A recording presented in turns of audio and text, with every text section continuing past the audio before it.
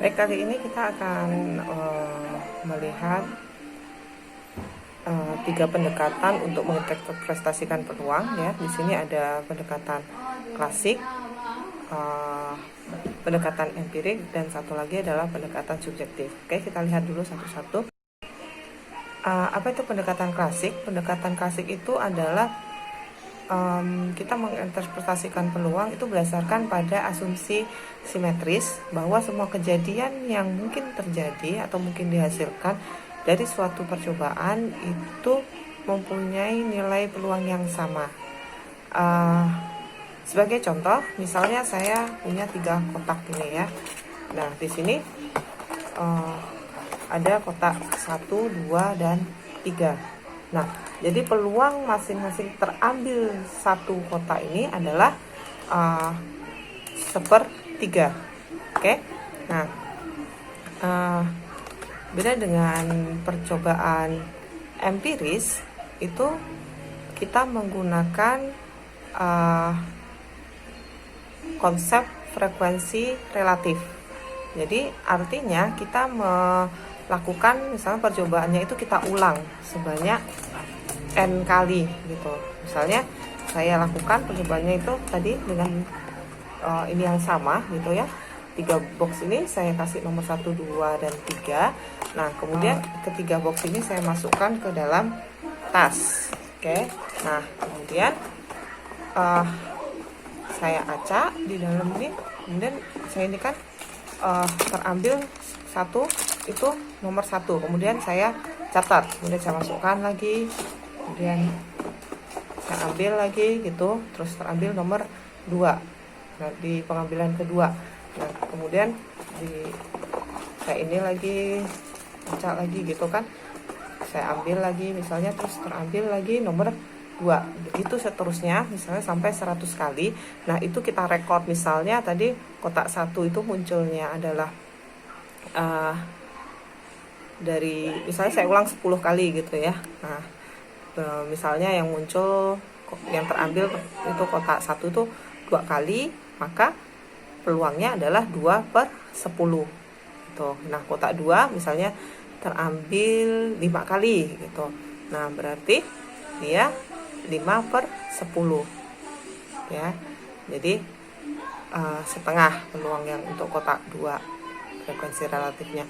Jadi yang kotak ketiga terambil 3 kali. Nah, berarti dia peluangnya 3/10. Itu kalau kita menggunakan pendekatan frekuensi relatif, itu yang disebut dengan pendekatan empirik ya, kalau kita menggunakan konsep frekuensi relatif. Nah, di sini ada teorema gitu ya. Frekuensi relatif akan menuju nilai yang konstan untuk n trial yang sangat besar. Jadi semakin besar n-nya tadi, dia akan menuju ke konstan suatu nilai. Misalnya tadi kita punya dengan asumsi klasik tadi, kemunculan peluang untuk kotak pertama, kedua, dan ketiga itu sama, yaitu 1/3 gitu ya. Nah, kalau kita tambah tadi hanya 10 perulangan gitu ya, percobaannya saya ulang 10 kali. Nah, ini kalau saya lakukan misalnya sebanyak 1000 kali gitu, dia akan menuju ke satu titik, yaitu 1/3 itu gitu. Sebagai ilustrasi, kalian bisa lihat di gambar ini ya, itu semakin dia besar n-nya, number of trial-nya atau percobaannya, itu yang di sumbu, kalian bisa lihat di sumbu x-nya itu ya. Kemudian di sumbu y-nya itu adalah frekuensi relatifnya atau peluangnya gitu ya, peluang yang dihitung dengan pendekatan empiris tadi. Nah, ketika dia di 1000 ya, pada saat dia 1000 kali percobaan, dia menuju ke satu titik, yaitu 0,33, membandingkan ketika posisinya ada di ketika hanya 10 kali percobaan, 100 kali percobaan, 200 kali percobaan, dan seterusnya. Terlihat di situ lebih menyebar ya. sekarang kita lihat pendekatan yang ketiga, yaitu pendekatan subjektif. Jadi pendekatan subjektif itu adalah ketika peluang suatu kejadian itu ditentukan secara subjektif berdasarkan penilaian masing-masing orang gitu ya. Baik, kita lihat contohnya ya. Misalnya sedang mendung gitu. Nah, seringkali kita menduga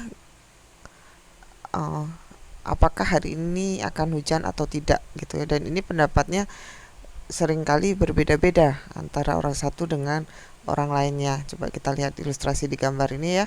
Di orang yang pertama ini yakin banget 90% bakal hujan tuh ya. Fix yakin banget 90% bakal hujan. Nah, di orang yang kedua yang orange itu, nah dia lihat mendungnya tebel banget, tapi dia hanya prediksi 70% deh bakal hujan.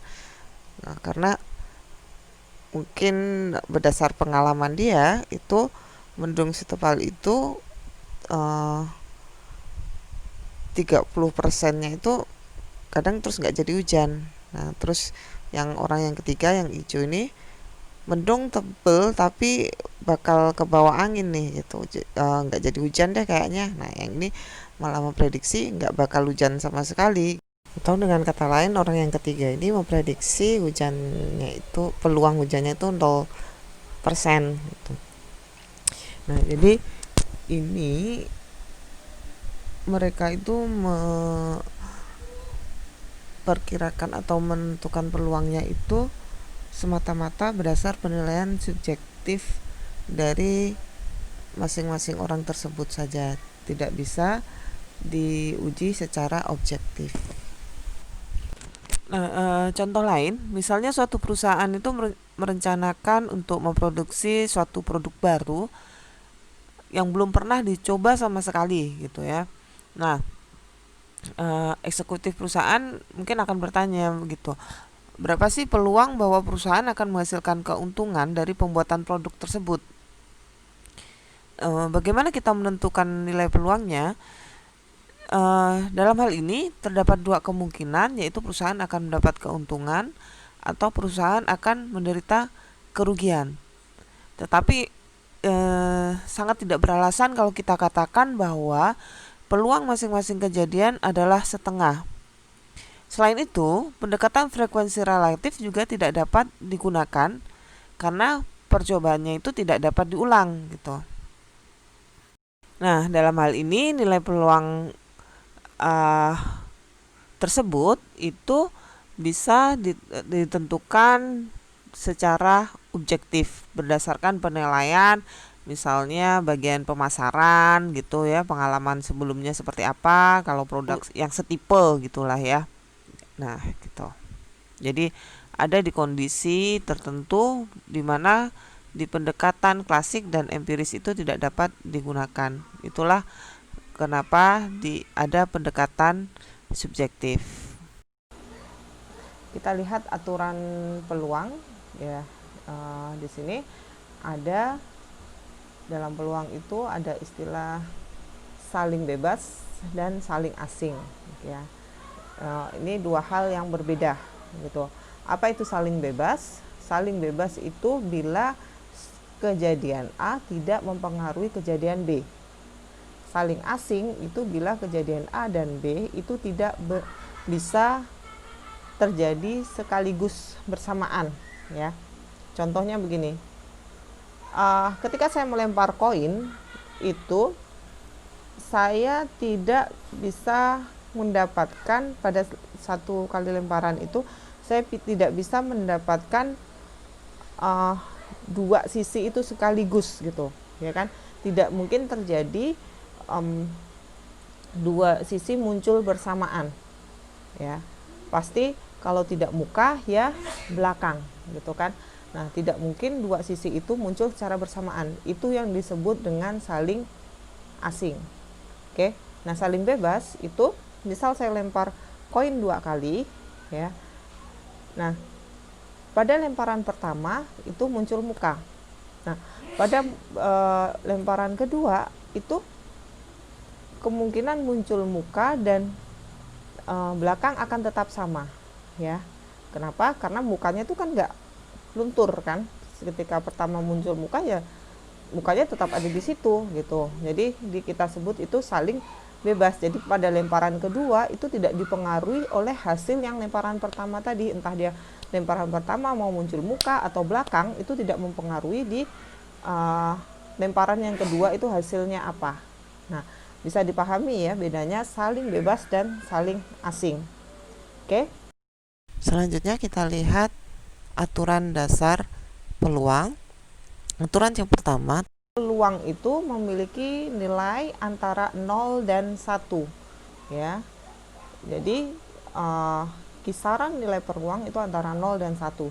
Tidak bisa kurang dari 0 atau negatif, itu tidak mungkin, atau lebih dari 1 itu juga tidak mungkin. Jadi kalau nanti kalian mengerjakan soal kemudian tebak-tebak hasilnya, kalau ketemunya kurang dari 0 atau lebih dari 1 itu sudah pasti salah ya.